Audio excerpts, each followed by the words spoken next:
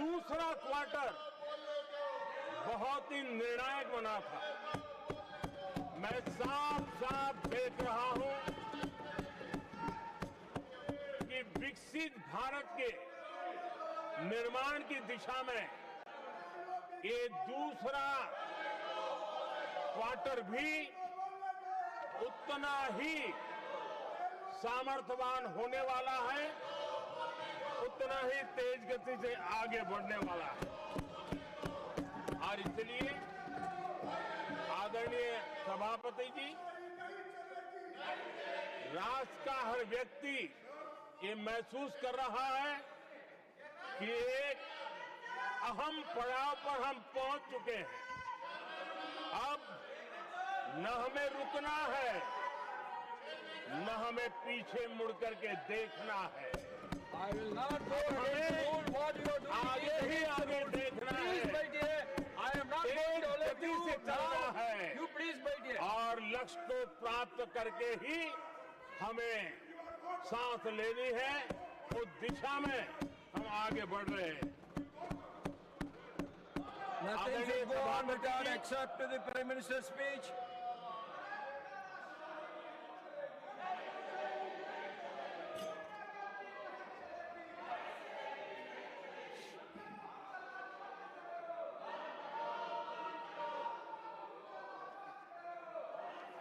आदरणीय सभापति जी, वर्तमान में अगर हम देखें तो भारत के भाग्य के अनेक सुयोग एक साथ हमें नसीब हुए। ये अपने आप में बहुत ही उत्तम संयोग है, ऐसा मैं मानता हूं। सबसे बड़ी बात है, विश्व के समृद्ध से समृद्ध देश भी बुजुर्ग होते जा रहे हैं। वहां की आबादी उम्र के उस पड़ाव पर पहुंची है हम जिन्हें बुजुर्ग के रूप में जानते हैं। हमारा देश ऐसा है जो विकास की नई ऊंचाइयां छू रहा है। उसी समय दिनों दिन हमारा देश युवा होता जा रहा है, युवा आबादी वाला देश है। ये अपने आप में एक बहुत अच्छा सुयोग है। आदरणीय सभापति जी, दूसरी तरफ मैं देख रहा हूं जिस प्रकार से विश्व का भारत के प्रति आकर्षण बढ़ा है, और उसमें भी विश्व भारत की टैलेंट का महात्म्य समझ रहा है। हमारे पास आज दुनिया का बहुत ही महत्वपूर्ण टैलेंट पूल है, युवा टैलेंट पूल है, जिसके पास सपने भी हैं, संकल्प भी हैं, सामर्थ्य भी है। और इसलिए ये दूसरा सुयोग है। शक्ति का आशीर्वाद हमारे साथ है। आदरणीय सभापति जी, भारत आज विश्व में जो चुनौतियां पैदा हो रही है, उन चुनौतियों का समाधान देने वाला एक देश आशा की किरण बना हुआ है, और हम समाधान दे रहे हैं। वैसा ही एक महत्वपूर्ण सुयोग है कि आज मेजर इकोनॉमी में भारत का ग्रोथ बहुत हाई है, और हाई ग्रोथ और लो इन्फ्लेशन ये बहुत ही यूनिक संयोग है, और ये हमारी अर्थव्यवस्था की मजबूती को प्रदर्शित करता है। आदरणीय सभापति जी, हम जिस गति से आगे बढ़ रहे हैं, जब हमें देश की जनता ने सेवा करने का मौका दिया, तब फ्रेजाइल 5 के रूप में ये देश जाना जाता था। जब हमें अवसर मिला, तब देश आजाद हुआ, तब हम दुनिया में 6 नंबर की इकोनॉमी थे। लेकिन इन लोगों ने ऐसा एक हाल करके रखा कि 11 पे पहुंचा दिया। आज हम 3 पर जाने की दिशा में तेज गति से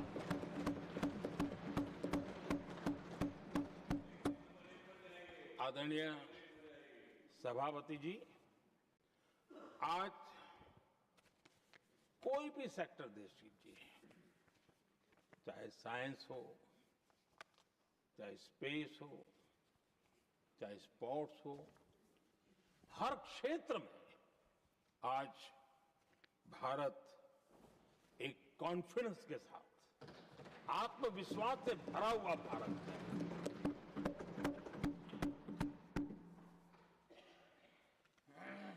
कोविड के बाद विश्व में जो स्थितियां पैदा हुई और ऐसी नई नई चीजें जुड़ती गई, आज दुनिया संभल नहीं पा रही है। ऐसे में साफ साफ नजर आ रहा है कि दुनिया एक नए ग्लोबल ऑर्डर की तरफ, नए वर्ल्ड ऑर्डर की तरफ आगे बढ़ रहा है। सेकेंड वर्ल्ड वॉर के बाद एक वर्ल्ड ऑर्डर बना था, अब एक नए वर्ल्ड ऑर्डर की तरफ विश्व बहुत तेजी से आगे बढ़ रहा है। और सबसे बड़ी खुशी की बात है, सारी घटनाओं का अराजनीतिक तरीके से निष्पक्ष भाव से विश्लेषण करेंगे तो झुकाव भारत की तरफ है।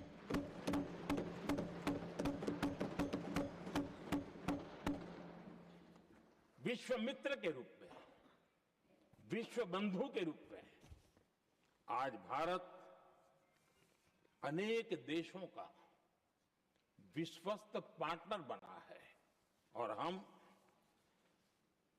कंधे से कंधा मिला करके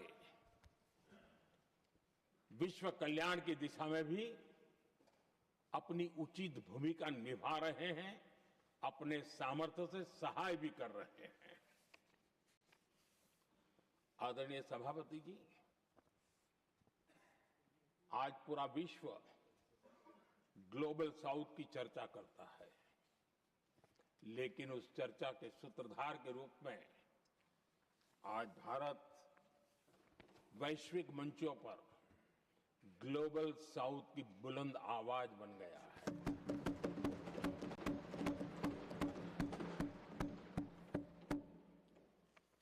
अनेक देशों के साथ आज Bharat future ready trade deals कर रहा है। पिछले कुछ ही समय में दुनिया के महत्वपूर्ण 9 बड़े देशों के साथ 9 बड़े हमारे ट्रेड डील हुए हैं और उसमें मदर ऑफ ऑल डील एक साथ 27 देशों के साथ, यूरोपियन यूनियन के साथ।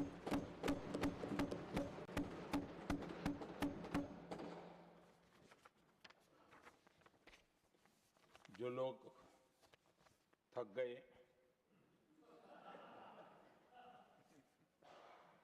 बेचारे चले गए, लेकिन कभी न कभी उनको जवाब देना पड़ेगा कि देश की ऐसी हालत कैसे बना के रखी थी कि दुनिया का कोई देश हमसे डील करने के लिए आगे नहीं आता था।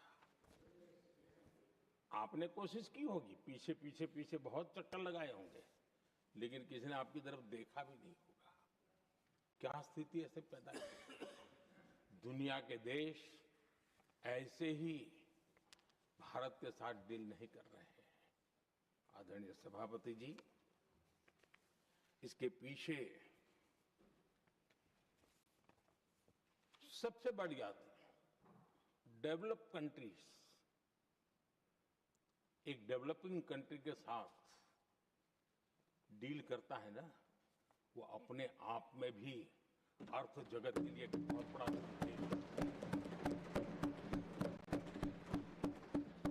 मेरे लिए नई बात नहीं है। जब मुझे गुजरात में सेवा करने का अवसर मिला था तो मैं एक वाइब्रेंट गुजरात समिट करता था और मेरे लिए गर्व की बात थी कि एक स्टेट, हिंदुस्तान का एक स्टेट, मेरे इस वाइब्रेंट समिट के partner country, develop country Japan हुआ करता था। एक राज्य ने सामर्थ्य दिखाया था, आज मेरा देश है सामर्थ्य दिखा रहा है।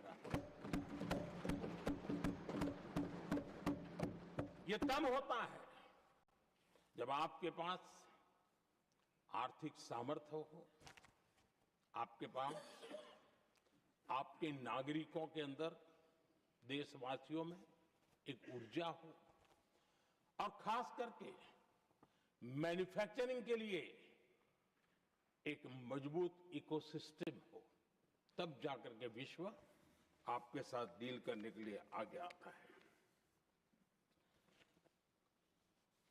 वोट बैंक की राजनीति में डूबे हुए लोगों ने कभी भी देश के ऐसे अनेक पहलुओं पर मजबूती देनी चाहिए, ये कभी उनकी प्राथमिकता नहीं रही और उसी का परिणाम है।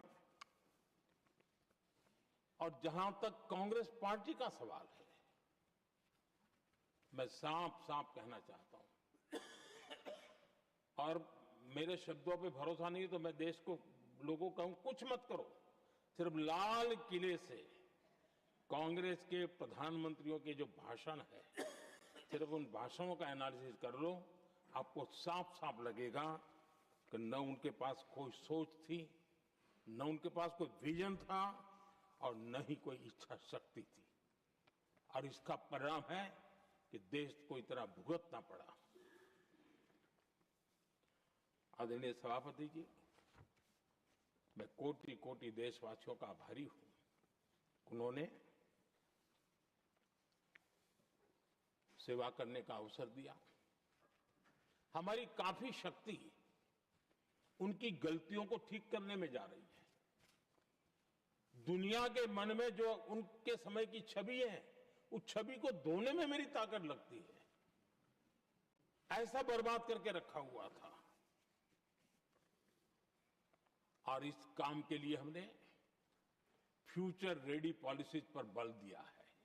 और आज आपने देखा होगा, देश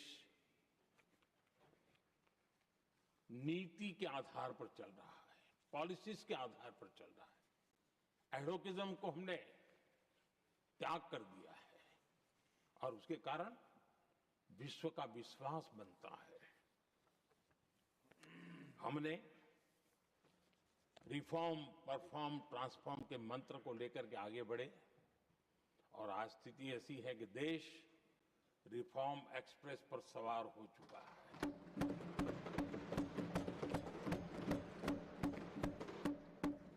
हमने स्ट्रक्चरल रिफॉर्म्स किए हैं, प्रोसेस से जुड़े रिफॉर्म्स किए हैं, पॉलिसीज में रिफॉर्म किए हैं। हमारा मैन्युफैक्चरिंग सेक्टर, हमारे उद्यमी ये सशक्त हो, भारत की हर चीज का वैल्यू एडिशन हो, उस दिशा में हमने प्रयास किया है। और मैं आज विश्वास के साथ कह सकता हूं, आज भारत विश्व के साथ स्पर्धा करने के लिए पूरी तरह तैयार है।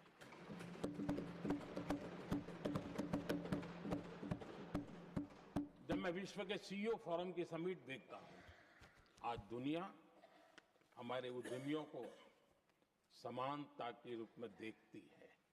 और जब पिछले दिनों सभी दलों के डेलीगेशन विश्व में गए थे, ये भाव उन्होंने भी अनुभव किया और आकर के मुझे सभी दल के माननीय सांसदों ने अपने अनुभव बता रहे थे, बड़ा गर्व से कह रहे थे कि हाँ, बराबरी से बात हो रही है। ये हमारे लिए अपने आप में बात है। आदरणीय सभापति जी, एमएसएमई का बहुत बड़ा नेटवर्क जितना सामर्थ्यवान होता है, वो लंबे अरसे तक इकोनॉमी को एक ताकत देता है। हमने उस दिशा में बल दिया और हमने कई रिफॉर्म्स किए हैं।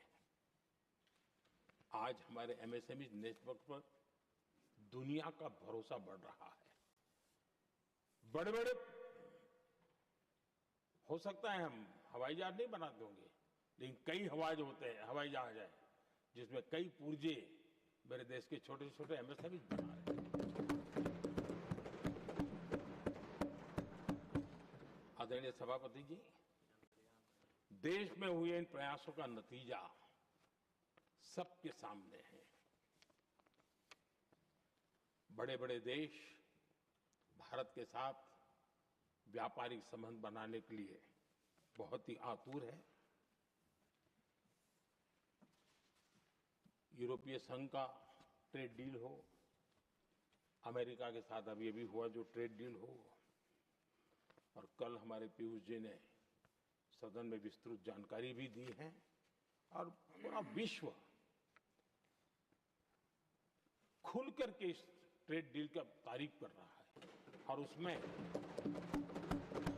जब यूरोपियन यूनियन के साथ ट्रेड डील हुआ तो विश्व को एक भरोसा हुआ कि अब वैश्विक स्तर पर स्थिरता की संभावना बढ़ेगी। अमेरिका के साथ ट्रेड डील होने के बाद विश्व को और भरोसा हो गया कि जो स्थिरता के एहसास हो रहा था, अब गति का भी एहसास होने लगा है। अब विश्व के लिए शुभ संकेत है। आदरणीय सभापति जी, इसका सबसे बड़ा लाभ हमारे देश के नौजवानों को होगा। और जब मैं नौजवान कहता हूं तो उसमें मध्यम वर्ग का भी नौजवान होता है, शहर का नौजवान भी होता है, गांव का नौजवान भी होता है, बेटा भी होती है, बेटी भी होती है। और इसलिए उसे टुकड़ों में न देखा जाए।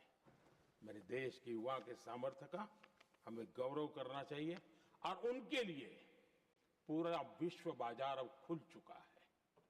अब उनके लिए अवसर ही अवसर है। और मैं उनको कहता हूं, आइए दोस्तों, मैं आपके साथ कंधे से कंधा मिला करके खड़ा हूं। हिम्मत कीजिए, बढ़िए।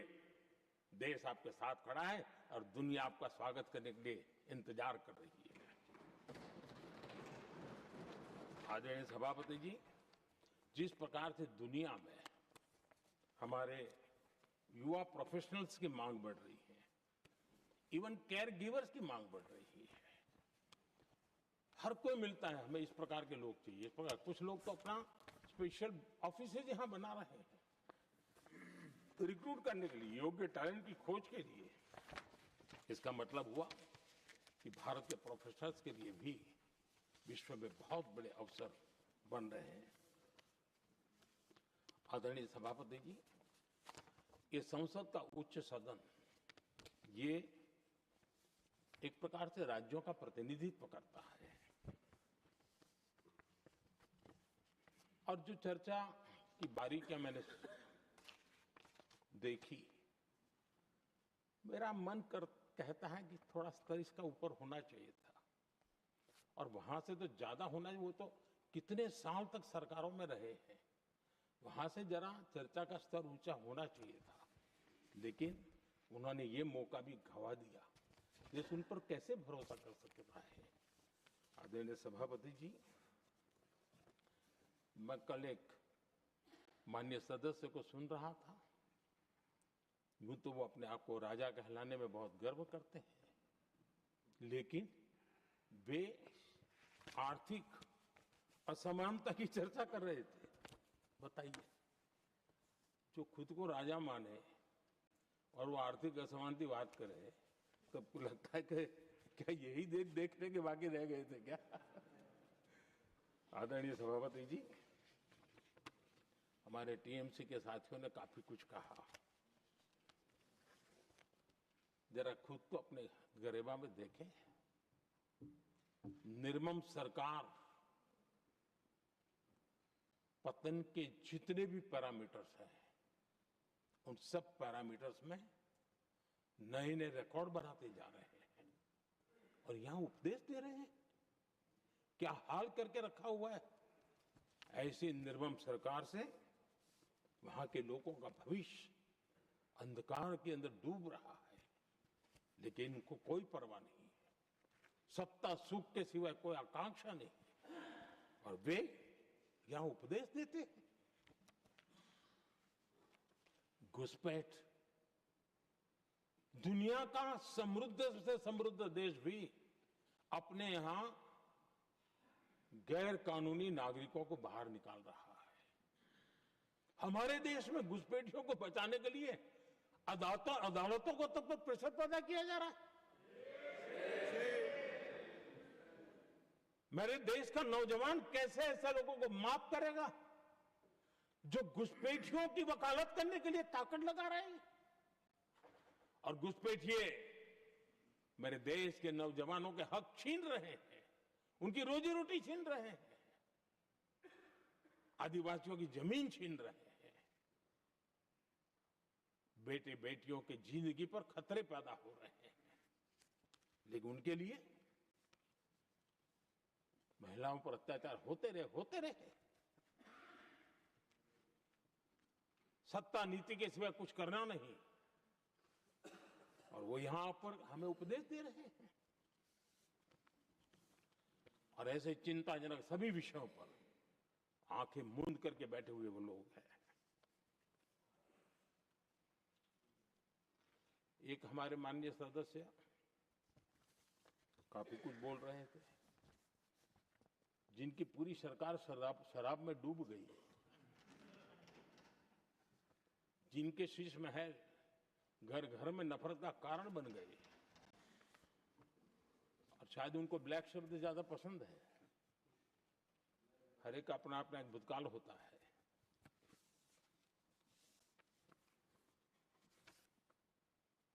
पता नहीं ब्लैक के साथ उनका क्या पुराना रिश्ता है। आदरणीय सभापति जी, ऐसे सभी साथियों से मैं आज जरूर कहूंगा, तुम कितना दुनिया को धोखा दोगे, तुम कितना दुनिया को धोखा दोगे। आईना देख लिया तो अपनी सच्चाई कहां छिपाओगे।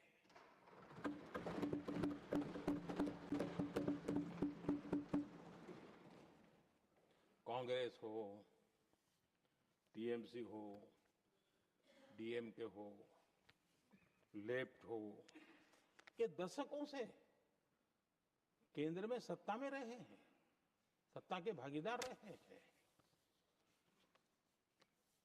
राज्यों में भी उनको सरकारें चलाने का अवसर मिला है, लेकिन उनकी पहचान क्या बनी। आज डील की चर्चा होती है तो गौरव से कहते हैं, तब डील की चर्चा होती थी तो बॉफोर्स डील याद आता था। ये डील होते थे।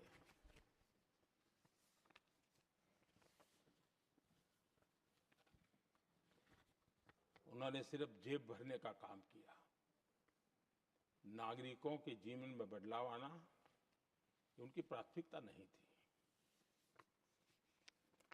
आदरणीय सभापति जी, मैं कुछ उदाहरणों के साथ भी बात बताना चाहता हूं, क्योंकि यहाँ चर्चा में ये सारे विषय आए हैं और इसलिए मुझे कहना बहुत जरूरी है। अब एक उदाहरण देता हूं मैं बैंकिंग सेक्टर का। बैंकिंग सेक्टर एक प्रकार का अर्थव्यवस्था की ग्रिड होता है। 2014 से पहले फोन बैंकिंग का कालखंड था। नेता के फोन जाते थे और उसके आधार पर करोड़ों रुपया दे दिए जाते थे,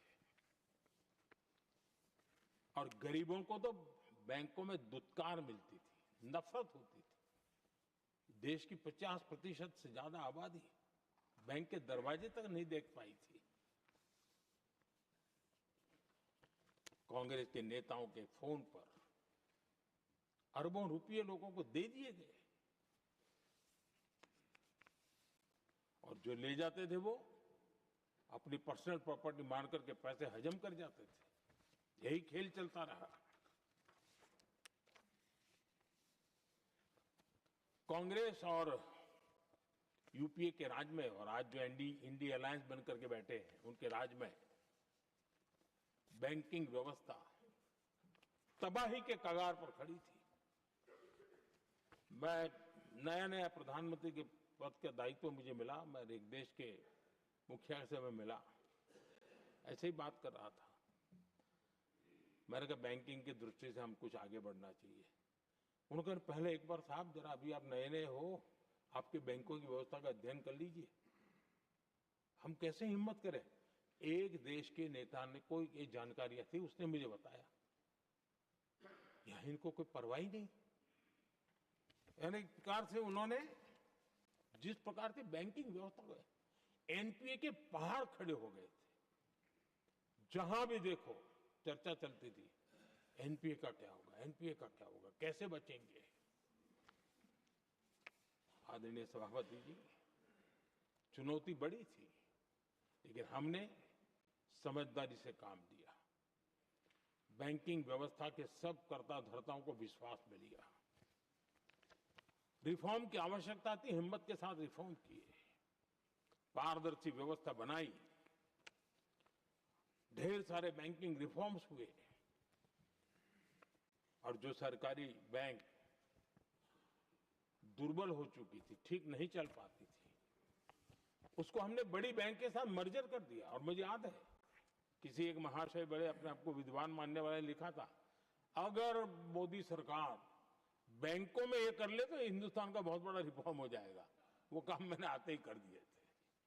आदरणीय सभापति जी, और इन सारी चीजों का नतीजा हुआ बैंकों में जो बीमारी घर कर गई थी, उस बीमारी से बैंकों को मुक्ति मिली।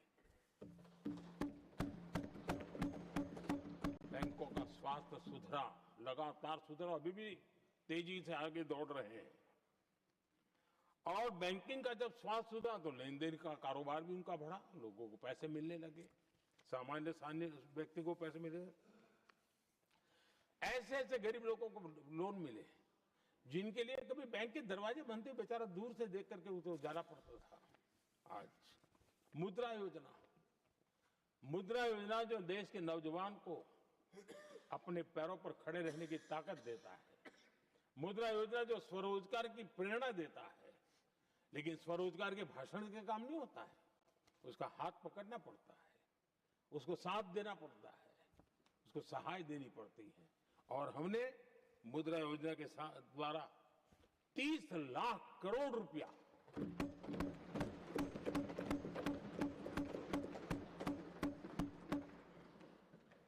₹30 लाख से ज्यादा लोन मुद्रा योजना के माध्यम से और बिना गारंटी देश के नौजवानों के हाथ में दिया और उन्होंने अपने कारोबार को आगे बढ़ाया। और गर्व की बात है, उसमें बहुत बड़ी मात्रा में माताएं बहनें भी हकदार बनी, लाभार्थी बनी।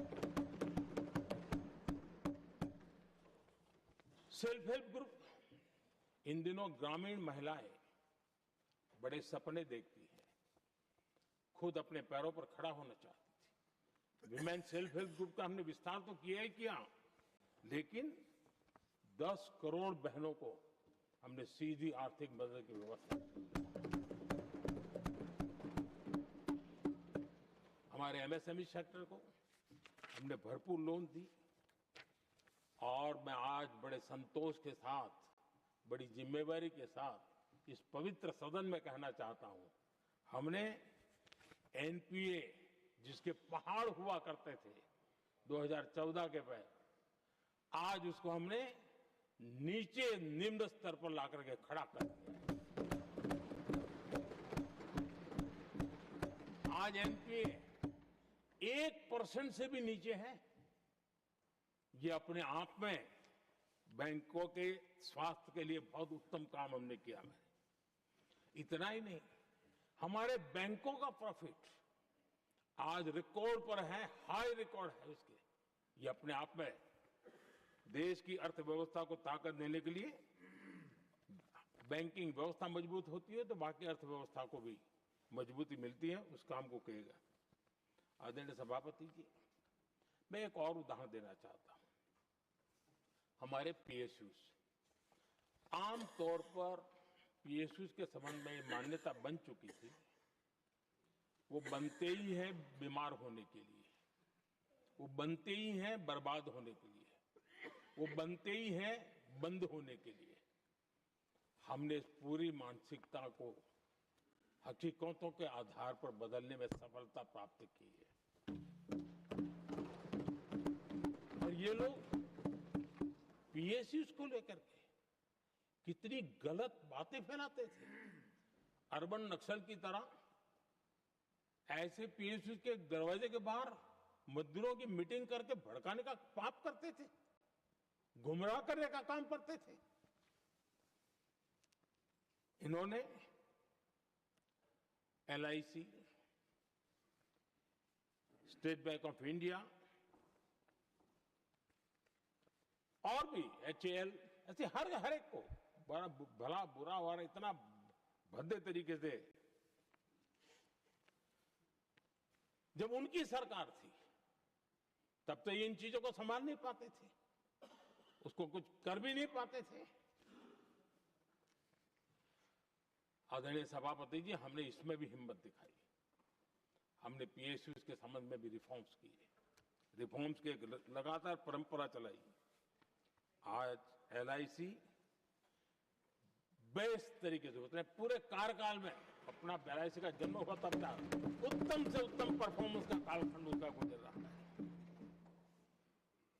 जिन पीएसयूज को कांग्रेस के नेता ताले लगवाने की कगार पर पहुंच चुका था और उसी पर अपनी राजनीतिक रोटी सेकने का प्रयास भी किया गया था, आज हमारे पीएसयूज रिकॉर्ड प्रॉफिट पर हैं।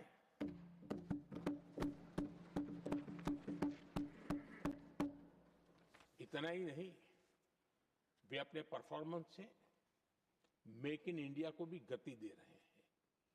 मेक इन इंडिया का जो सपना है उसका पूरा करने में वे भी एक बहुत बड़े कैटलिक एजेंट के रूप में आज भूमिका अदा कर रहे हैं। रिकॉर्ड संख्या में रोजगार बना रहे हैं। इतना ही नहीं, हमारे कुछ पीएसयू आज विश्व के अंदर जा रहे हैं, विश्व में भी अपनी ताकत दिखा रहे हैं, विश्व के साथ जुड़ रहे हैं, दुनिया के कई देशों की विकास यात्रा में वो भागीदार बन रहे हैं। आज हमारे पीएसयूज को बहुत बड़े बड़े ऑर्डर देश से भी और देश के बाहर से भी मिलने लगे हैं। ये अपने आप में मैं जो कहता हूं ना, एक बहुत महत्वपूर्ण पड़ाव पर ये देश 25 साल है, उसका संकेत यहां नजर आता है। आदरणीय सभापति जी, कांग्रेस ने विश्वासघात करने के विषय में भी हमारे देश के अन्नदाता को भी नहीं छोड़ा।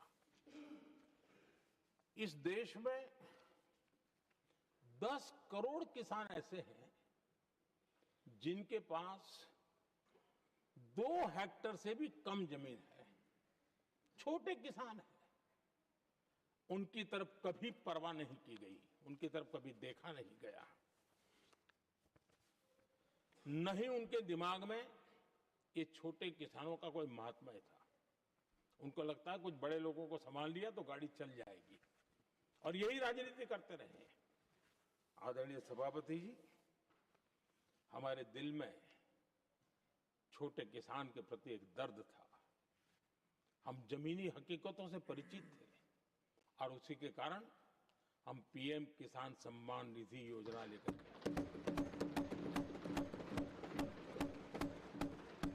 और आप इतने कम समय में हमारे इन छोटे किसानों के खाते में 4 लाख करोड़ रुपया हमने दिया है।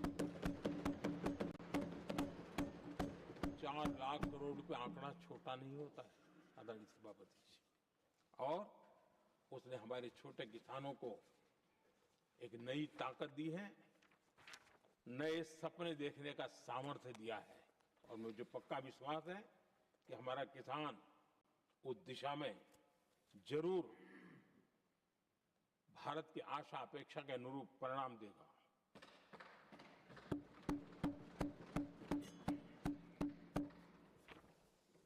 आदरणीय सभापति जी,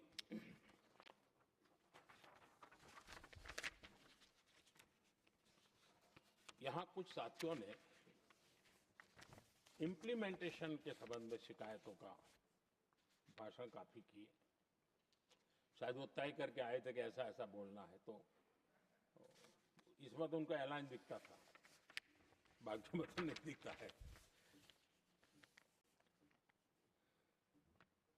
आदरणीय सभापति, जब ये इम्प्लीमेंटेशन को लेकर के इतनी बड़ी बड़ी बातें करते हैं, मैं एक जरा किस्सा सुनाता हूँ। मैं किसी का भला बुरा कहने के लिए नहीं कर रहा हूँ, मैं सिर्फ हकीकतें रख रहा हूँ। परेशानी जिनको होगी उनको होगी, लेकिन तथ्य तो तथ्य ही होते हैं। हमारे देश के एक नेता हिमाचल प्रदेश के दौरे पर गए थे और वहां से आने के बाद उन्होंने खुद ने ये घटना कहीं सुनाई, रिकॉर्ड पर उपलब्ध है।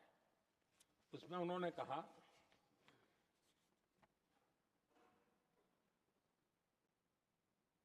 उस नेता ने क्या कहा, मैं उन्हीं के शब्द पढ़ रहा हूं। काफी लंबे समय तक मुझे योजना आयोग से संघर्ष करना पड़ा, क्योंकि वे पहाड़ी क्षेत्रों के लिए अलग योजनाएं बनाने को तैयार ही नहीं थे। मैं हिमाचल प्रदेश गई थी। जब मैं वापस आई तो मैंने योजना आयोग में कहा कि हमारे कामदारों को, वर्कर्स को जीप की जरूरत नहीं है, बल्कि खच्चरों की आवश्यकता है, ताकि कम से कम उन पर सामान आदि लादा जा सके। आगे उन्होंने कहा, लेकिन मुझे बताया गया हम पैसा तो जीप के लिए ही देंगे, क्योंकि खच्चरों के लिए पैसे देने की पॉलिसी नहीं है। इसी भाषण में आगे वो कहती हैं, अब वहां सड़कें ही नहीं थी। उनका कहने का कारण यह था कि हिमाचल में जहां वो गई सड़कें ही नहीं थी। अब वहां सड़कें ही नहीं थी तो फिर उस पर जीप का क्या लाभ हो सकता है? जीप लेकर के कौन जाएगा जहां रोड नहीं है? लेकिन उस समय योजना आयोग का जोर था या तो जीप या तो कुछ भी नहीं। आदरणीय सभापति जी, ये भाषण किसी और का नहीं, ये कांग्रेस के वरिष्ठ नेता और तत्कालीन प्रधानमंत्री इंदिरा गांधी का भाषण है।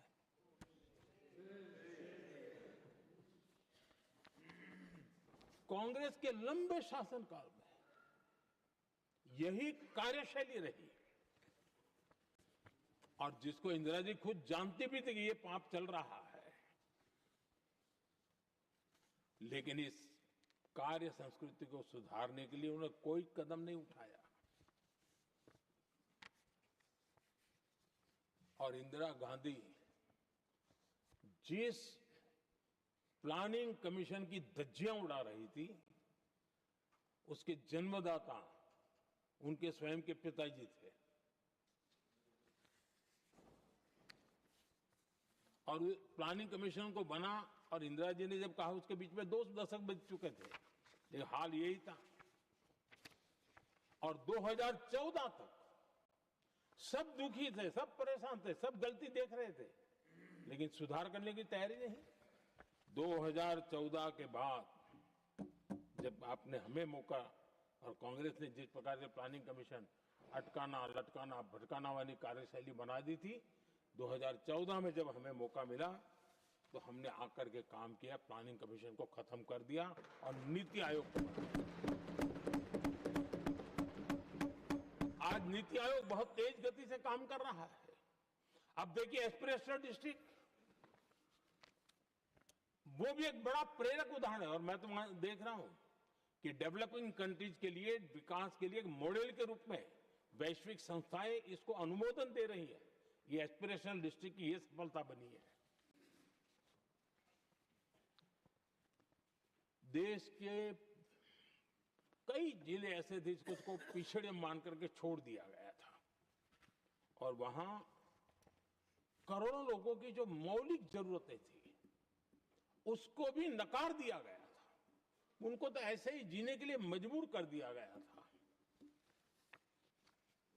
और जो पिछड़े इलाके थे वो और पिछड़े होते गए और बर्बादी आती गई। और हालत तो सरकार में ऐसी थी कि जब किसी को पनिशमेंट ट्रांसफर करनी होती थी, पनिशमेंट पोस्टिंग देना होता, तो ऐसे ही जिलों में भेजा जाता था ताकि और खराब करे वो। ये हाल बन गया था, ये वर्क कल्चर बन गया था। हमने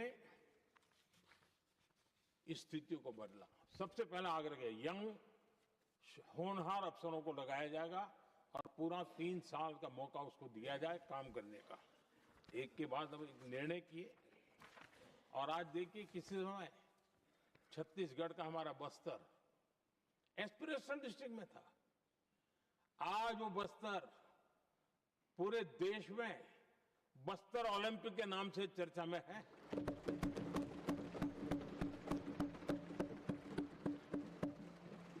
आज विकास की धारा बस्तर के गांव-गांव पहुंच रही है। अभी कुछ गांवों में पहली बार बस देखी, पूरे गांव ने उत्सव मनाया बस्तर में। ये परिस्थितियां छोड़ करके गए हुए हैं लोग, और यहां पर पता नहीं किस प्रकार से देश को कहां ले जाना चाहते हैं लोग। आदरणीय सभापति जी, इम्प्लीमेंटेशन क्या होता है, ये एस्पिरेशनल डिस्ट्रिक्ट एक बहुत बड़ा शानदार उदाहरण है। ऐसे तो सैकड़ों उदाहरण हैं, लेकिन मैं कहने के लिए इसको उल्लेख कर रहा हूं। कांग्रेस के हमारे साथियों को ये जो बदलाव आ रहा है उसमें इम्प्लीमेंटेशन नजर नहीं आ रहा है। और उनका तो एक ही वो प्लानिंग कमीशन वाला मॉडल है, जीप और खच्चर वाला मॉडल, यही वो लोग जानते हैं, उससे आगे कुछ नहीं जानते। और ये इम्प्लीमेंटेशन कैसे करते हैं, मेरा जन्म नहीं हुआ था उसके पहले सरदार वल्लभ भाई पटेल ने नर्मदा नदी पर बांध बांधने की कल्पना की। विषय तो पक्का हो गया, सरदार साहब नहीं रहे, खैर नेहरू जी ने शिलान्यास किया। अब इम्प्लीमेंटेशन देखिए इनको। मेरा जन्म नहीं हुआ था जब इसकी कल्पना की गई थी, और प्रधानमंत्री बनने के बाद मैंने उसका उद्घाटन किया, ये हाल है।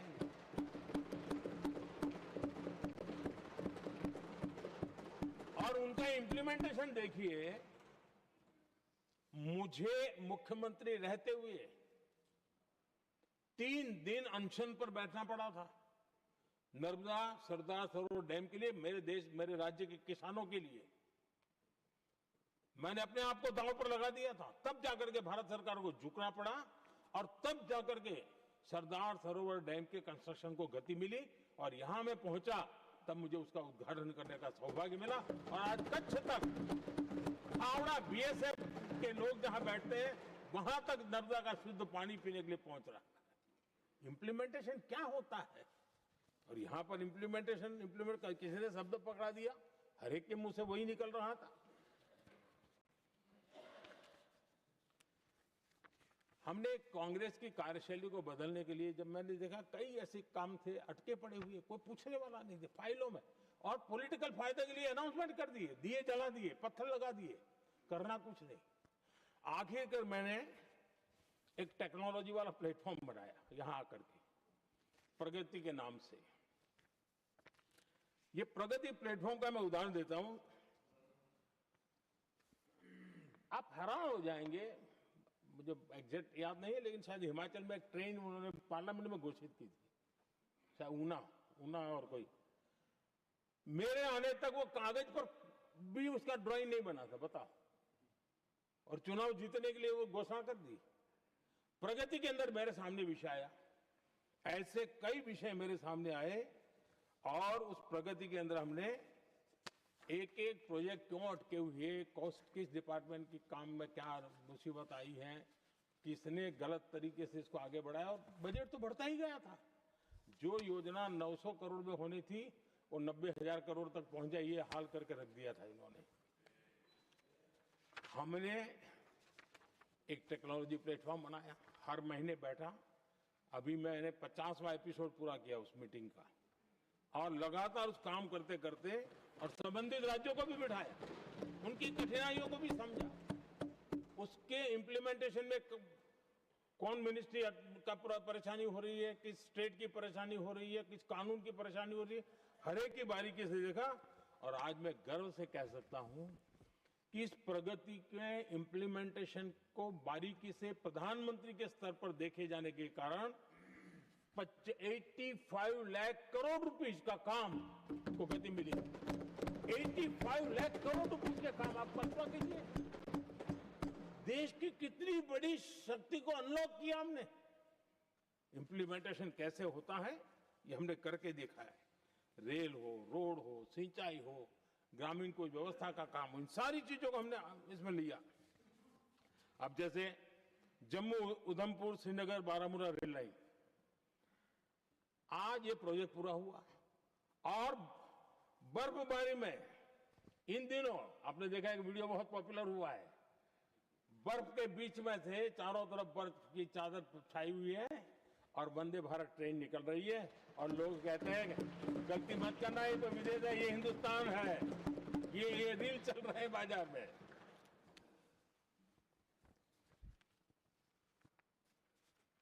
लेकिन 3 दशक तक यही प्रोजेक्ट लटका हुआ था। 3 दशक, 30 साल, आप कल्पना कर सकते, 2 पीढ़ी आगे बढ़ जाए, ये यही के अटके पड़े थे।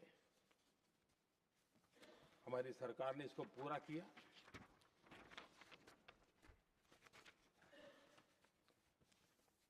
आदरणीय सभापति जी, मैं असम की बात करता हूं और कोई ये मत सोचो कि मैं चुनाव है इसलिए बोल रहा हूं।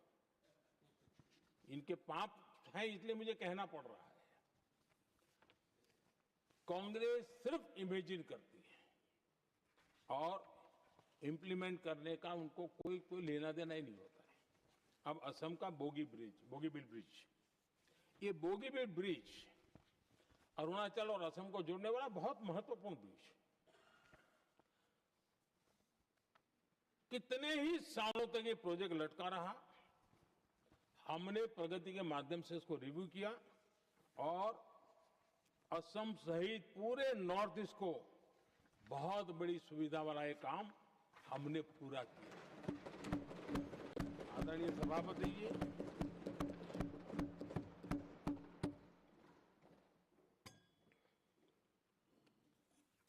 इंप्लीमेंटेशन की बातें जब करते हैं तो एक बार हमारे पास तो तथ्यों के साथ चीजें हैं कि हमने चीजों को समय पर पूरा करने की दिशा में आगे बढ़े। और इन दिनों तो जो काम कर रहे हैं समय से पहले हो रहा है। हमने पूरी दुनिया को कहा था कि हम 2030 तक यहां पहुंचेंगे सोलार में, हमने वो काम 2025 में कर दिया। हमने इथेनॉल का समय तय किया था, हम उसमें भी 2-3 साल पहले ही काम पूरा कर लिया। तो एडवांस में हम काम पूरा करने का, इंप्लीमेंटेशन की ताकत हमारे से उससे भी ज्यादा है। आदरणीय सभापति जी,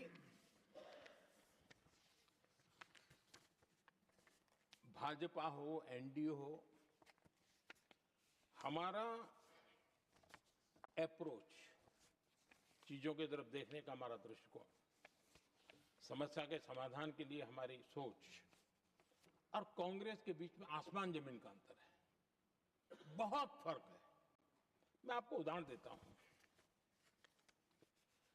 हमारी सोच ये है कि 140 करोड़ देशवासी ये इतने सामर्थ्यवान हैं कि वे चुनौतियों को समाधान दे सकते हैं। ये हमारी सोच है।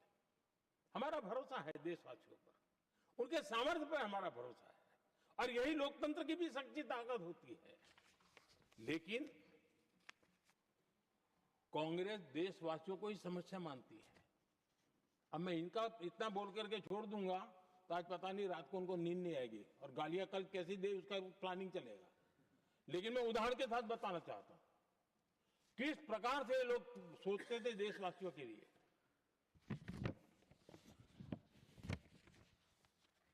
देश के लोगों के बारे में नेहरू जी और इंदिरा जी की सोच क्या थी, मैं उसके विषय में बताना चाहता हूं। इंदिरा जी एक बार ईरान गए थे और ईरान में वो भाषण दे रही थी और उस भाषण में उन्होंने नेहरू जी के साथ जो बातचीत हुई थी उसका उल्लेख किया। खुद ने कहा है, उन्होंने कहा, और मैं जो इंदिरा जी ने कहा था उसको कोट कर रहा हूं, जब किसी ने मेरे पिताजी से पूछा, यानी नेहरू जी से पूछा कि उनके सामने कितनी समस्याएं हैं, तो उन्होंने उत्तर दिया था 35 करोड़। नेहरू जी ने जवाब दिया था कि उनके सामने कितनी समस्याएं हैं, बोले 35 करोड़। उस समय हमारे देश की जनसंख्या थी 35 करोड़। अब आगे देखिए, 35 करोड़ देशवासी नेहरू जी को समस्या लगते थे। ऐसा कोई मुखिया हो सकता है क्या जी? और इस बात का उदाहरण देते हुए इंदिरा जी ने आगे कहा कि आज देश की जनसंख्या 57 करोड़ है, इसलिए मेरी समस्याओं की संख्या भी उतनी ही बड़ी है। यानी पिताजी को 35 करोड़ समस्या वाले देशवासी लगते थे, अब 57 करोड़ उनको समस्या। कोई ऐसा हो सकता है जो अपने ही देशवासियों को समस्या माने? ये फर्क है उनकी सोच और हमारी सोच में, ये फर्क है उनके अप्रोच और हमारे अप्रोच में।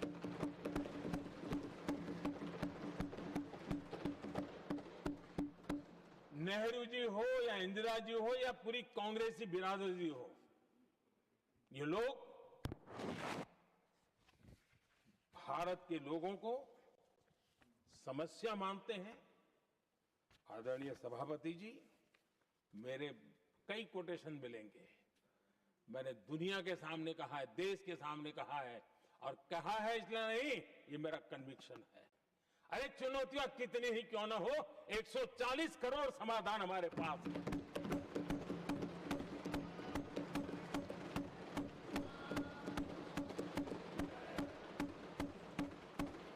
हमारे लिए देशवासी समर्थक की पूंजी है।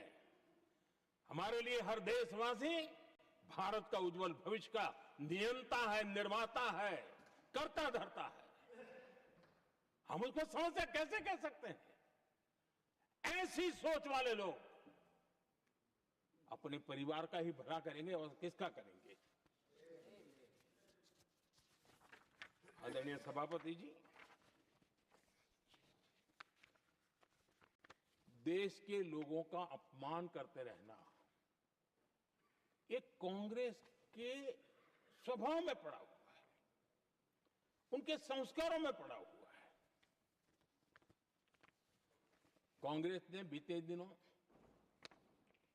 राष्ट्रपति जी का अपमान किया।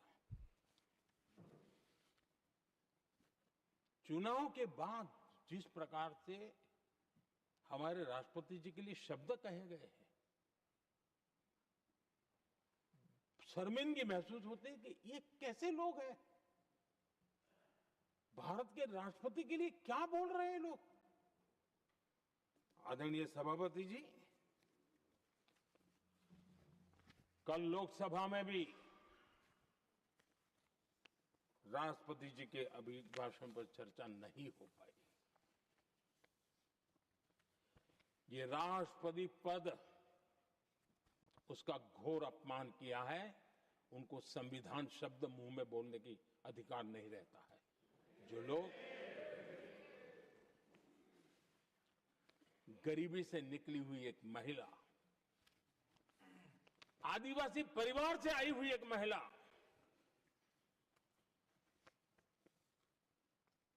जब आपने लोकसभा में जो व्यवहार किया है, आपने आदिवासी समाज का अपमान किया है, आपने महिला का अपमान किया है।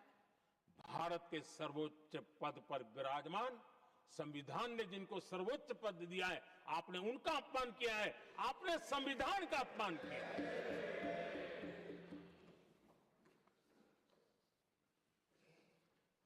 आदरणीय सभापति जी, उनको कुछ भी लगता हो, कांग्रेस को ये गुनाह Honorable members, it is now 6 p.m. If the House agrees, we may sit beyond 6 p.m. till disposal of the motion of thanks on the presidential address. Do I have the leave of the House to extend the sitting beyond 6 p.m.? Thank you.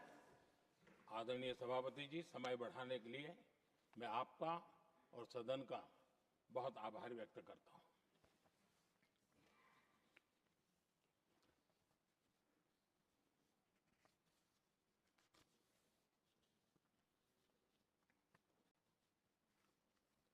आदरणीय सभापति जी, बड़ी दर्दनाक लोकसभा की घटना है और शायद हताशा निराशा तो हम समझ सकते हैं, लेकिन इसके लिए देश के पवित्र लोकतंत्र के मंदिर को ही इस रूप में कर देना, और उस समय चेयर पर असम के ही हमारे एक माननीय सांसद बैठे थे और उस समय कागज फेंके गए, टेबल पर चढ़ दिया गया। क्या ये नॉर्थ ईस्ट का अपमान नहीं है? क्या असम के नागरिकों का अपमान नहीं है? कल फिर दोबारा किया उन्होंने, और उस समय आंध्र के दलित परिवार का बेटा चेयर पर बैठा था, उसको भी अपमानित किया। यानी आपने नॉर्थ ईस्ट का अपमान, चेयर में बैठा अपमान करो। आंध्र के एक दलित परिवार का बेटा चेयर पर बैठा, उसका अपमान करो। सदन ने इनको काम दिया हुआ है, सबने मिलकर के काम दिया हुआ है, लेकिन वो दलित समाज से आते हैं, इसलिए आप अपमान करते हो।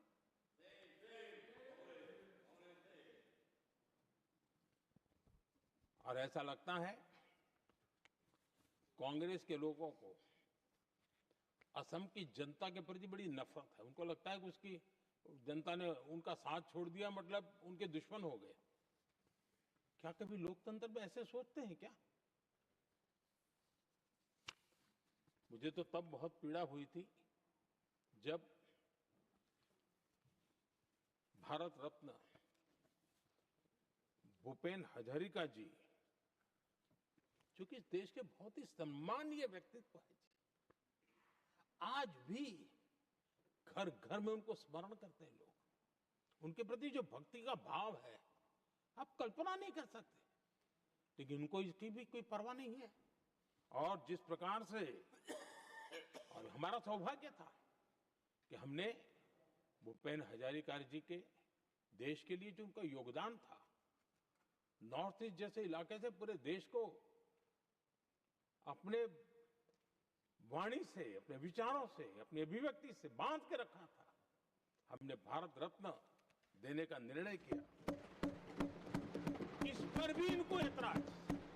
और मैं तो हैरान हूं, खड़गे जी अगर होते तो मैं उनकी हाजिरी में कहता ही है, इन्होंने जिस प्रकार से बोला ना भारत रत्न के बाद, वो वीडियो पर उनका चेहरा देखेंगे ना, आपको लगा रहे ये ऐसे लोग हैं, ऐसा व्यवहार करते हैं। और ये कहा, अरे ये तो सिंगर थे। मैं समझता हूं कि एक किसी का भी अपमान करने में कभी भी पीछे नहीं रहते हैं। उन्होंने भूपेन हजारिका जी को भारत रत्न दिया, उसका भी विरोध किया। ये पूरे असम का विरोध है, पूरे देश के कला प्रेमियों का विरोध है। और मुझे पक्का विश्वास है, असम कभी भी इस अपमान को भूलने वाला नहीं है।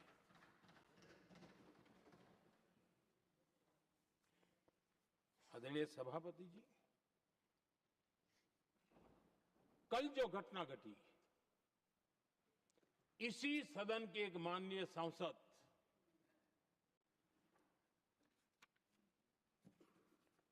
कांग्रेस के शातिर दिमाग जिनका है, ऐसे युवराज ने उनको गद्दार कह दिया। अहंकार कितने 7वें आसमान पर पहुंच चुका है इनका। और कांग्रेस को छोड़कर के कितने ही लोग निकले हैं, कांग्रेस के कितने टुकड़े हुए हैं, कई लोग दूसरे दलों में गए हैं, लेकिन औरों को तो किसी को गद्दार नहीं कहा उन्होंने। लेकिन कल सांसद को गद्दार इसलिए कहा क्योंकि वो सिख थे। ये सिखों का अपमान था, एक गुरुओं का अपमान था। और कांग्रेस के अंदर जो कूट कूट करके सिखों के प्रति नफरत भरी पड़ी है ना, उसका वो अभिव्यक्ति थी। और इसी सदन के माननीय सांसद है वो, और उनको जरा भी दर्द नहीं, वरना आज खड़े होकर के कह सकते थे कि कल जो हुआ इसी सांसद की गरिमा के अनुरूप नहीं था, हमें खेद है, एक शब्द तो बोल लेते। लेकिन सिखों के प्रति उनके मन में जो नफरत भरी पड़ी है, और इसी के कारण उन्होंने कल, और जिसका परिवार देश के लिए शहादत देने वाला परिवार के वो सदस्य है, उन्होंने अपने राजनीतिक विचारों में परिवर्तन किया, इसलिए गद्दार हो गए। और ये गद्दार शब्द छोटा नहीं है। मेरे देशवासी को कोई गद्दार कहे, ये कैसे देश सहन करेगा? और वो भी एक सिख है इसलिए गद्दार कहना बहुत दुर्भाग्य की बात है। और ऐसे लोग कांग्रेस को नहीं डुबाएंगे तो क्या करेंगे?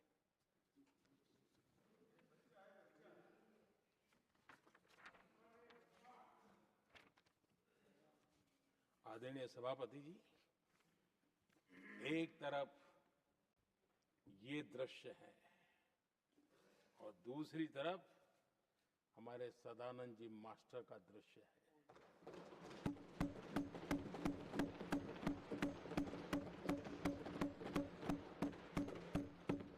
राजनीतिक विद्वेष के कारण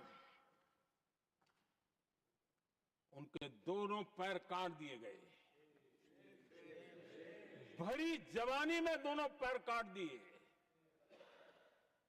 कटे हुए पैर से जिंदगी गुजार रहे हैं, लेकिन संस्कार इतने ऊंचे हैं कि वाणी में भी अपशब्द नहीं निकलता है, बर्तन में भी कटुता नजर नहीं आती। गर्व होता है। और कल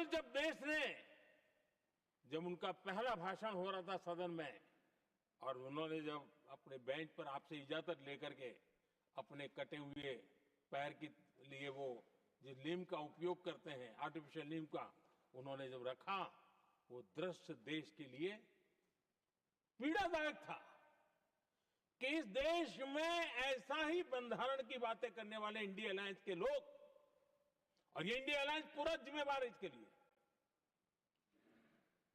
वैचारिक असहमति के कारण एक नौजवान के, और वो भी एक टीचर, शिक्षक के प्रति गर्व से, आदर से देखा जाता है, उसके पैर काट दे। लेकिन उनको कोई खेद नहीं है, उनको कोई दर्द नहीं है। लेकिन मैं मास्टर सदानंद जी को हृदय से अभिनंदन करता हूं कि उन्होंने जिस प्रकार से इतनी भयानक हमले के बाद भी देश की सेवा का अपना व्रत जारी रखा, और आज देश की नीति निर्धारण में अंदर अपना योगदान दे रहे हैं। ये गर्व की बात है। और ऐसे लोगों के सहारे हम राजनीति में जीते हैं, काम करते हैं, देश के लिए जीने मरने की प्रेरणा मिलती है। ये संस्कार हमें पाए हैं ऐसे लक्षावधि कार्यकर्ताओं के तब से पाए हुए हैं। आदरणीय सभापति जी,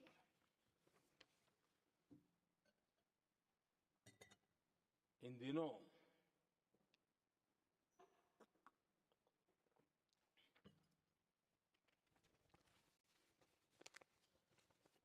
और वैसे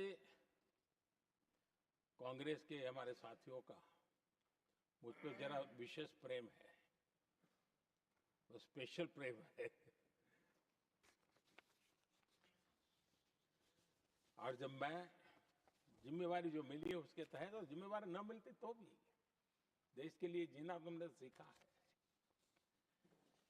हम विकसित भारत की जमीन मजबूत कर रहे हैं, उसको एक ताकत दे रहे हैं। एक तरफ देश के युवाओं के लिए मजबूत जमीन तैयार कर रहा हूं, तो कांग्रेस मोदी की कब्र खोदने के कार्यक्रम करवा रही है। और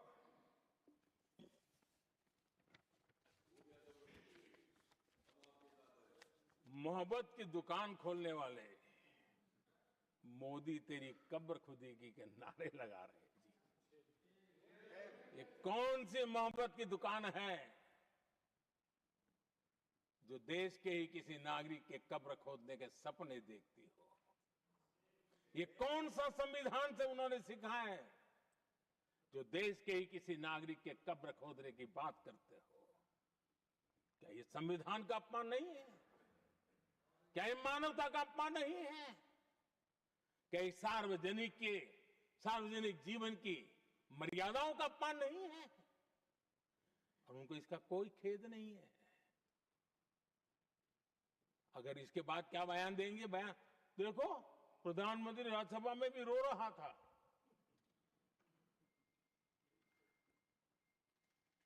किस प्रकार के संस्कार और वृत्तियों से पले बड़े लोग हैं ये। आदरणीय सभापति जी,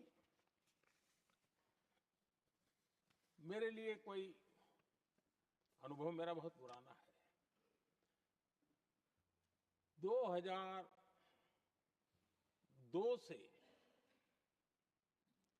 जब वे विपक्ष में थे तब से, और 2004 से जब वो सत्ता में आए तब से, और 2014 से मैं जब यहां आया तब से, पिछले 25 साल से संसद का एक भी सत्र ऐसा नहीं गया, मोदी संसद का सदस्य नहीं था, एक भी सत्र ऐसा नहीं गया जिसमें इस सदन के अंदर मोदी को गाली देने का काम न किया हो इन लोगों ने। 25 साल। और मुझे किसी ने पूछा था, मोदी जी आपके स्वास्थ्य का क्या राज है? मैंने कहा मैं डेली 2 किलो गाली खाता हूं।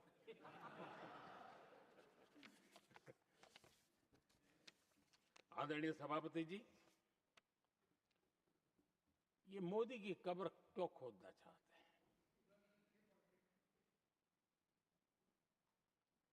ये सिर्फ नारा नहीं है, ये इनके भीतर पड़ी हुई नफरत का प्रतिबिंब है, इसकी अभिव्यक्ति है। और वे इसलिए हैं, हमने 370 की दीवार गिरा दी, इसलिए वो मोदी की कब्र खोदना चाहते हैं। हमने नॉर्थ ईस्ट में बम बंदूक और आतंक का जो छाया बना रहता था, नॉर्थ ईस्ट में शांति और विकास का राह अपनाई, इसलिए वो मोदी की कब्र खोदने पर सोच रहे हैं। पाकिस्तानी आतंकियों को घर में घुस करके जवाब देते हैं, इसलिए मोदी की कब्र खोदने की बात करते हैं। ऑपरेशन सिंदूर करते हैं, इसकी उनको परेशानी होती है और इसलिए वो मोदी की कब्र खोदते हैं। माओवादी आतंक से देश को मुक्ति दिलाने के लिए साहसपूर्ण कदम उठा रहे हैं, इसलिए मोदी की कब्र खोदती है आपको। हमने, नेहरू जी ने देश के साथ बहुत बड़ा अन्याय किया था, सिंधु जल समझौता करके। उस सिंधु जल समझौते को हमने एबेंस में डाल दिया। क्या इसलिए आप मोदी की कब्र खोदने के नारे लगा रहे हो? आदरणीय सभापति जी, कांग्रेस की परेशानी कुछ और है। ये पचा नहीं पा रहे कि मोदी यहां तक पहुंचा कैसे, और उनकी परेशानी बढ़ती जा रही है। कि भाई पहुंचा तो पहुंचा, लेकिन अब तक टिका क्यों है। और इसलिए वे एक ही रास्ता उनके लिए बचा हुआ लग रहा है कि मोदी तेरी कब्र खुदेगा। आदरणीय सभापति जी, ये तो मान करके बैठे थे। उनका लोकतंत्र, संविधान का कोई लेना देना नहीं। उनको तो लगता है कि प्रधानमंत्री पद उनके परिवार की जागीर है, उस पर कोई और बैठ नहीं सकता। ये जो उनके भीतर में नफरत पड़ी हुई है ना, मोहब्बत की दुकान में जो आग भरी पड़ी हुई है ना, उसका परिणाम है। और इसीलिए कोई क्यों बैठा, हमारा पैतृक अधिकार था, इसलिए मोदी की कब्र खोदने का नारा लेकर के वो चल रहे हैं। आदरणीय सभापति जी, कांग्रेस के शाही परिवार को देश ने दशकों तक अवसर दिया है, ऐसा नहीं है। देश ने आपके लिए भी अपना भविष्य दांव पे लगाया था, लेकिन आपने गरीबी हटाओ के नारे लगाए, गुमराह किया। लाल किले पर से कांग्रेस के एक भी प्रधानमंत्री के भाषण में गरीबी हटाने की बात ना आई हो, ऐसा नहीं हुआ है। लेकिन किसी भी प्रधानमंत्री ने गरीबी हटाने के लिए क्या किया, वो एक बार भी नहीं आया।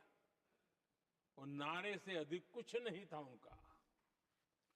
और मोदी ने रास्ता अपनाया गरीब को एम्पावर करने का, गरीब को सशक्त करने का। और मेरे देश के गरीबों को मैं सलाम करता हूं, उन्होंने देश की योजनाओं को समझा, स्वीकारा और अपने सामर्थ्य को बढ़ाने के लिए प्रयास किया। मैं देश के गरीबों का गौरवगान करता हूं कि हमारी नीतियों पर भरोसा करके, हमारी नीयत पे भरोसा करके उन्होंने भी अपने आप को खपाने के लिए कोई कमी नहीं रखी।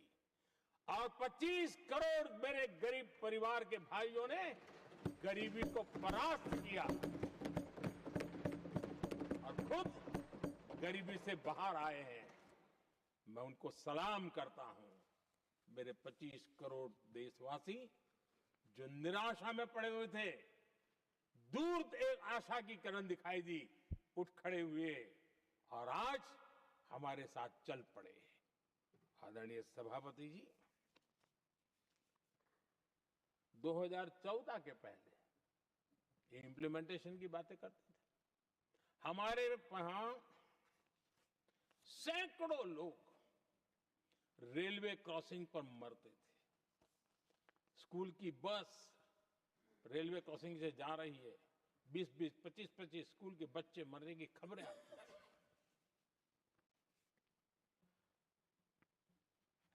अनमैन्ड रेलवे क्रॉसिंग, वो इतना बड़ा काम नहीं था कि नहीं कर सकते थे। ये काम भी मुझे करना हुआ और हमने सारे अनमैन्ड क्रॉसिंग बंद कर दिए,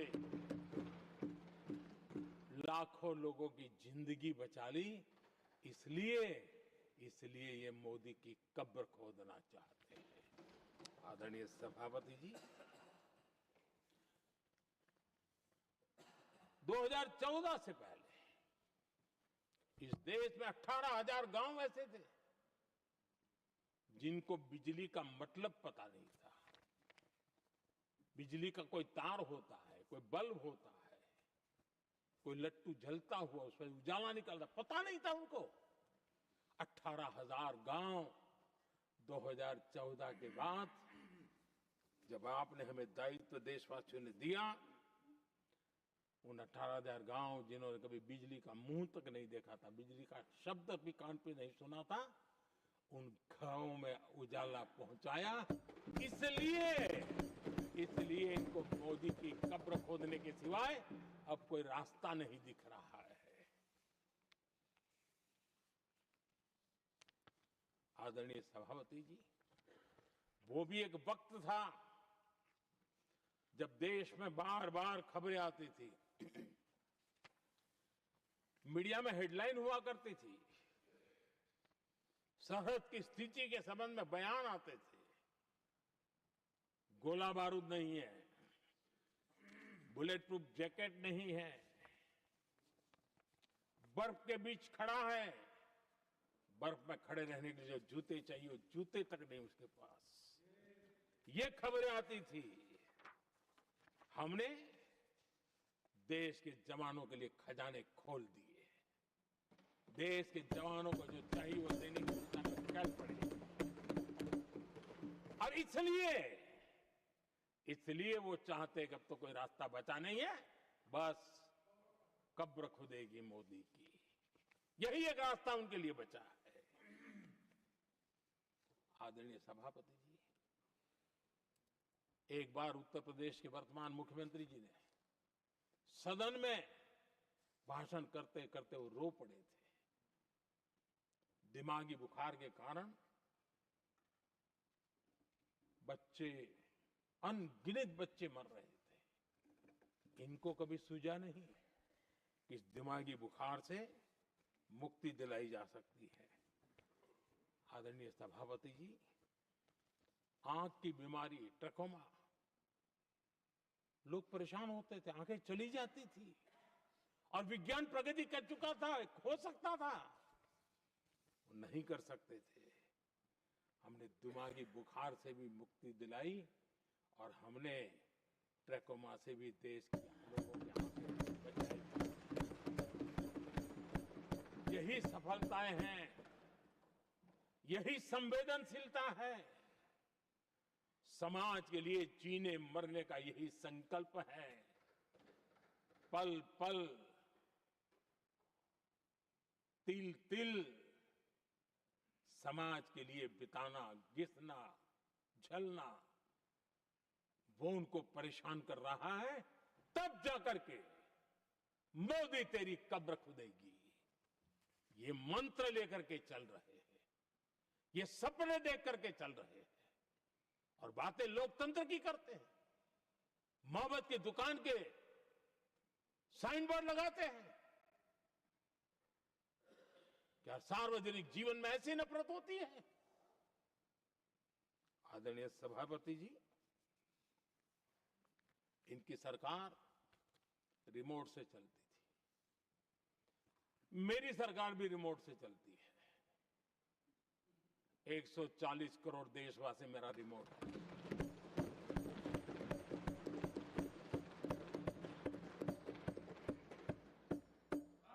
एक 140 करोड़ देशवासियों के सपने, 140 करोड़ देशवासियों की आकांक्षाएं, देश के नौजवानों के संकल्प, इनके लिए हम जीते हैं, इनके लिए सरकार चलाते हैं। सत्ता हमारे लिए सुख का रास्ता नहीं है, सत्ता हमारे लिए सेवा का माध्यम है।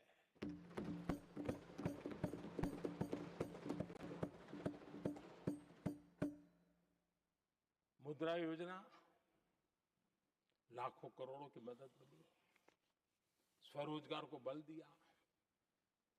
कांग्रेस ने कभी स्टार्टअप कल्चर को प्रमोट ही नहीं किया। कुछ सैकड़ों में स्टार्टअप बेचारे अपने, उनको पता भी नहीं था। और इनका तो हाल ये है आदरणीय सभापति जी, अपने घर के स्टार्टअप को भी वो लिफ्ट नहीं कर पा रहे।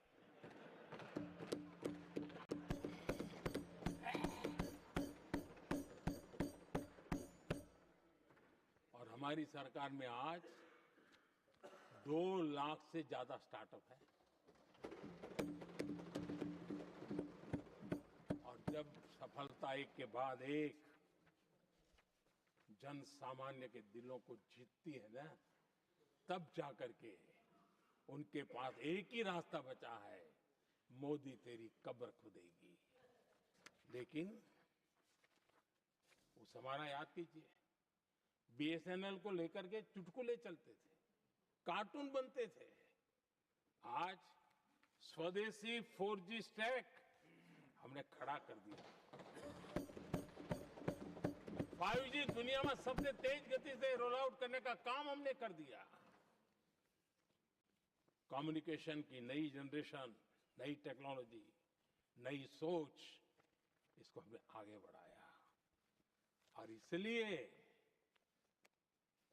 दर्द जुबान पे आ रहा है, मोदी तेरी कब्र खुदेगी। आदरणीय सभापति जी, गरीब की सेवा ये मेरा सौभाग्य है।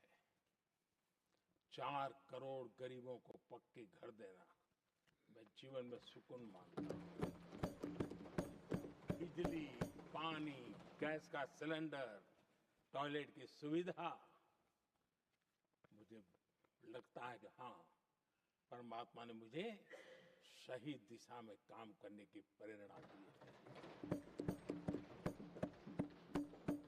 पहली बार गांव की महिला गर्व से कह रही है, हाँ मैं लखपति दीदी बनी हूं, तो दूसरी कह रही है इस साल तक मैं लखपति दीदी बन जाऊंगी।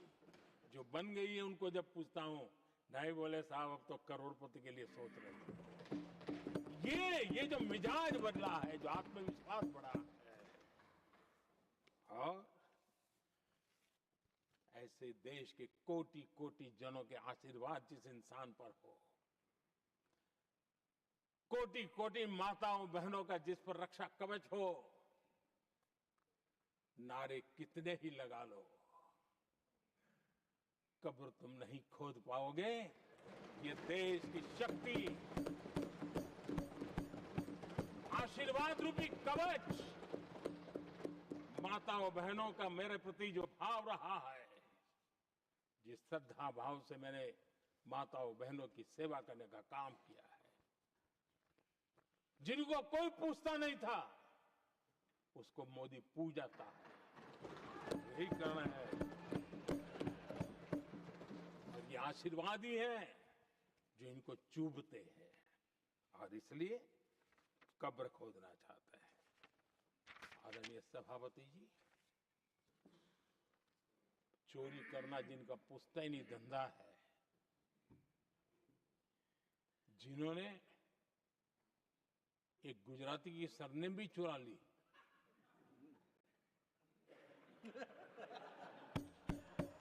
महात्मा गांधी की सरनेम चुरा ली, ये लोग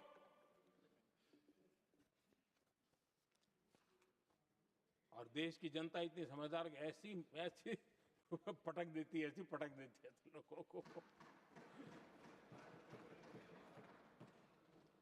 आदरणीय सभापति जी, हम एक विकसित भारत का सपना लेकर के चले, और आज वो सपना देश के लोगों की ऊर्जा के कारण संकल्प में बदल चुका है। आज कहीं पर भी जाइए, हर कोई ये कहता है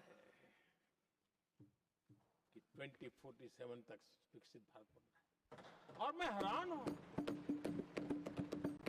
कुछ हमारे साथी सदन में इतने निराशावादी, इतने जमीन से कटे हुए लोग, बदलती हुई दुनिया से अनभिज्ञ लोग, पता नहीं क्या बोल रहे हैं।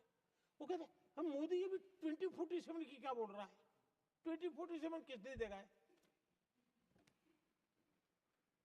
हमारे देश के लिए, आजादी के लिए जो लड़ते थे, जो फांसी के तख्त पर चढ़ जाते थे, जो लाठियां खाते थे, गोलियां खाते थे, जो काला पानी की सजा के लिए अंडमान निकोबार की सेल्यूलर जेल में जिंदगी बिता देते थे, लक्षावधि नौजवान अपने पढ़ाई का, भविष्य का सोचे बिना, कोई परवाह किए बिना सिर्फ देश के लिए सोचने के लिए निकल पड़े थे। क्या उन्होंने कभी ये सोचा होता कि यार हमारे कालखंड में तो आजादी मिलेगी नहीं, कि मैं क्यों करूं? तो क्या देश कभी आजाद होता? ये इतने निराशावादी लोग हैं कि जब मैं डिजिटल इंडिया की बात करता था, मैं फिनटेक की चर्चा करता था, मैं यूपीआई की बात करता था, तो ये कहते थे अरे इस देश में गरीब आदमी मोबाइल फोन पर कैसे पैसों का कारोबार करेगा? 3 साल के भीतर भीतर देश ने दिखा दिया ये हो सकता है। और मैं हैरान था जिस दिन ऐसा भाषण संसद में हुआ, देश का मीडिया भी, मैं भी, ऐसे लोग, उनकी जो इकोसिस्टम है वो नाच रही थी कि देखिए मोदी को तगड़ा जवाब दिया। मोदी ने जवाब नहीं दिया। आपके हाथ में मोबाइल फोन जब यूपीआई से चलता है, काम करता है ना, तो जवाब अपने आप मिल जाता है।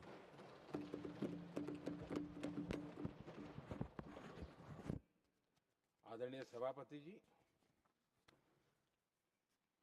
कांग्रेस के समय एक व्यंग चला करता था और आमतौर पर कहा जाए, और सीरियस नेचर की चर्चा में भी आता था, हंसी मजाक में भी आता था। इंडिया मिस द बस, ये कॉमन वर्ड हो चुका भाई, मौका गंवा दिया, बाजी हाथ से चली गई। इंडिया मिस द बस, ये हमेशा होता था। आदरणीय सभापति जी, आज भारत कोई बस मिस नहीं कर रहा है, आज भारत काफिले का नेतृत्व कर रहा है।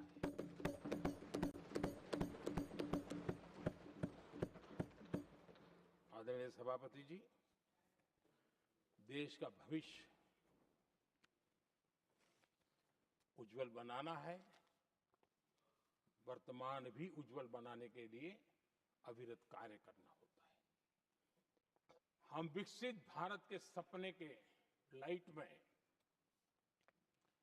5 वर्ष की योजना बनाते हैं और हर वर्ष का बजट बनाते हैं, और हम दिशा तय करके चलते हैं, क्योंकि हमारे लिए अगला चुनावी लक्ष्य नहीं होता है, हमारा लक्ष्य है 2047 विकसित। अरे चुनाव तो आएंगे जाएंगे, मेरा देश अजरा अमर रहने वाला है, और हम देश की युवा पीढ़ी के हाथ में समृद्ध हिंदुस्तान देने का सपना लेकर के चले। जिन बच्चे जो आज जो घर में बालक है ना, उनको भी मैं देख करके सोचता हूं कि मैं इसके हाथ में ऐसा हिंदुस्तान दे करके जाऊं ताकि हमें अपने काम का संतोष हो। 2047 क्यों, 2047 क्यों, ये बातें करते हैं। आदरणीय सभापति जी, आज जिस प्रकार से हम इनिशिएटिव लिए, चाहे स्पेस हो, साइंस हो, टेक्नोलॉजी हो, समंदर की गहराई हो, जल थल नभ अंतरिक्ष, हर क्षेत्र में नए संकल्प, नई ऊर्जा, नए कदम और नई सिद्धियों को लेकर के देश आज आगे बढ़ रहा है। हम ग्रीन हाइड्रोजन पर काम कर रहे हैं, हम आने वाले युग को समझ पा रहे हैं।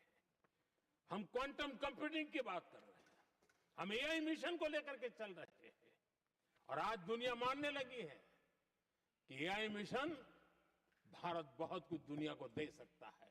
ये विश्वास आज दुनिया में बना है।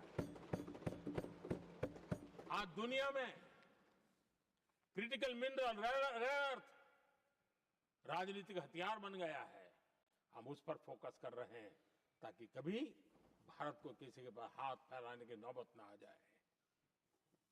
आदरणीय सभापति जी, ऐसे तो अनगिनत प्रोजेक्ट हैं जिसमें विदेश का इन्वेस्टमेंट आना ही आना है, क्योंकि अब हर किसी को अपना भविष्य भारत की भूमि में नजर आ रहा है। हर किसी को अपना भविष्य भारत की टैलेंट के भरोसे नजर आ रहा है। हर किसी को भविष्य भारत के उज्जवल भविष्य के साथ खुद के उज्जवल भविष्य को जोड़ करके दिखता है। और इसलिए दुनिया आज विकसित भारत की बात हम क्यों कर रहे हैं, जिनके दिमाग में नहीं पड़ता है, दुनिया को समझ आ रहा है कि भारत ने सही दिशा पकड़ी है। चलो अब चर्चा वहां चल रही है कहीं हम बस न चूक जाए। कल तक चर्चा चलती थी इंडिया बस मिस करता है, अब दुनिया को लगता है अब हम लेट न हो जाए, वहां आने की स्पर्धा चल रही है। आदरणीय सभापति जी, आने वाला समय भारत के लिए अवसरों से भरा हुआ है, भारत के नौजवानों के लिए अवसरों से भरा हुआ है। भारत के उज्जवल भविष्य के लिए मैं पूरी संभावनाएं रेखांकित कर सकता हूं, मैं देख सकता हूं, और उसके दिशा में नीतियां बनाकर हम आगे चल रहे हैं। हम इसको, और मैं चाहता हूं, मेरे देशवासियों को निमंत्रण देता हूं, और मैं देशवासियों को आज सदन से भी कहना चाहूंगा, मैंने मन की बात में भी इसका उल्लेख किया था, मैं यहां पर सभी माननीय सांसदों से भी कहूंगा कि आप भी अपने अपने क्षेत्र में से लोगों को बताइए, जब दुनिया भर में इतने अवसर पैदा हुए हैं, उसको स्थायित्व तब मिलता है जब हम उत्तम प्रकार की चीजों को लेकर के जाए, हम क्वालिटी को कॉम्प्रोमाइज न करें। मुनाफा कम क्यों न हो, लेकिन क्वालिटी को हम निरंतर उत्तम करते जाएंगे। इनोवेशन करना पड़ेगा, करेंगे। रिसर्च करना पड़ेगा, करेंगे। प्रोडक्ट में मटेरियल बदलना पड़े तो बदलेंगे, लेकिन हम दुनिया में क्वालिटी की दृष्टि से उत्तम हो, तब जाकर के जो आज राजनीतिक दृष्टि से जो निर्णय होते हैं, उसका बेनिफिट लेने के लिए हमने पीछे नहीं रहना चाहिए। मेरे देशवासियों से मैं आज यही आग्रह करूंगा कि आप